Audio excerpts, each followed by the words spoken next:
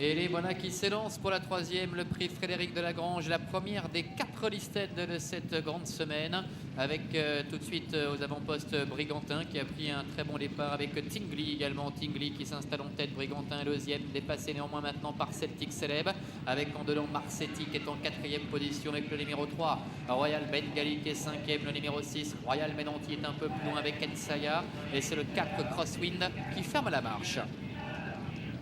Le premier tournant avec Tingley qui vient de remporter le derby autrichien, qui est en tête devant Celtic Celeb qui porte les aires australiennes aujourd'hui. En troisième position galope le lauréat du derby de l'Ouest, à savoir Marsetti, avec Brigantin, le gagnant du derby suisse qui est quatrième. Ensaya est au sein du peloton, plutôt le long de la corde, avec en dehors également le numéro 3 Royal Bengali qui progresse quelque peu, alors que l'on note toujours la présence à l'arrière-garde du numéro 8, Ensaya, et puis également en léger retrait le numéro 4 Crosswind.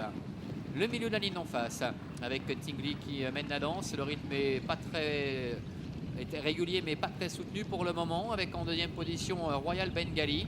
Celtic Celeb est troisième, Brigantin est quatrième, suivi encore par Marsetti, le numéro 1, avec également le numéro 6 Royal Menanti. Ensaya est à l'arrière avec le numéro 4 Crosswind.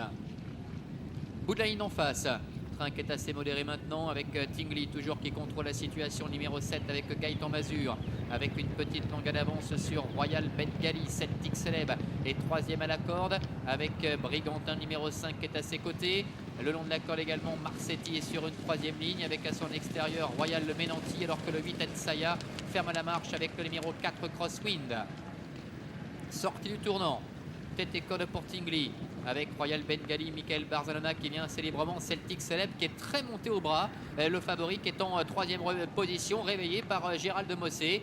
Brigantin vient assez librement quatrième maintenant avec Crosswind au passage de route qui s'annonce à l'extérieur. 350 mètres à parcourir avec le 3 Royal Bengali maintenant qui prend l'avantage avec Brigantin qui passe à l'offensive. Un peu plus loin galope également le numéro 6 Royal Menanti, alors que Celtic Celeb, le favori, est battu avec Brigantin maintenant qui prend l'avantage à 50 mètres du poteau.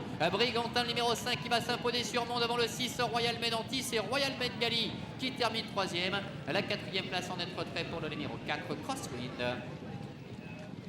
Voilà pour l'arrivée de cette compétition avec le succès Patrick Le Brigantin, le numéro 5 qui domine la situation pour l'entraînement d'André Fabre. C'est le numéro 6 Royal Menanti qui termine deuxième. Troisième place pour le numéro 3 Royal Bengali, et c'est le 4 Crosswind qui termine quatrième. La cinquième place pour le numéro 1 Marsetti. Grosse déception quand même, PA, avec le favori. Ouais, grosse déception, mais je pense qu'il a été aussi complètement pris de vitesse aussi. Hein. Peut-être le fait de se retrouver le long de la corde comme cela.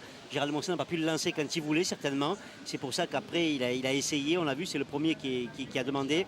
Mais il était en dedans, il n'a pas pu s'équilibrer. Je pense qu'il a été plus dérangé par le rythme qui n'a pas été très vite en partant et que ça a fini un petit peu en déboulé. Allez, 5, 6, 3 et 4, on est malheureusement pris un petit peu par le temps. On essaiera de vous repasser la ligne droite de cette listed tout à l'heure. Tout de suite direction Onguin.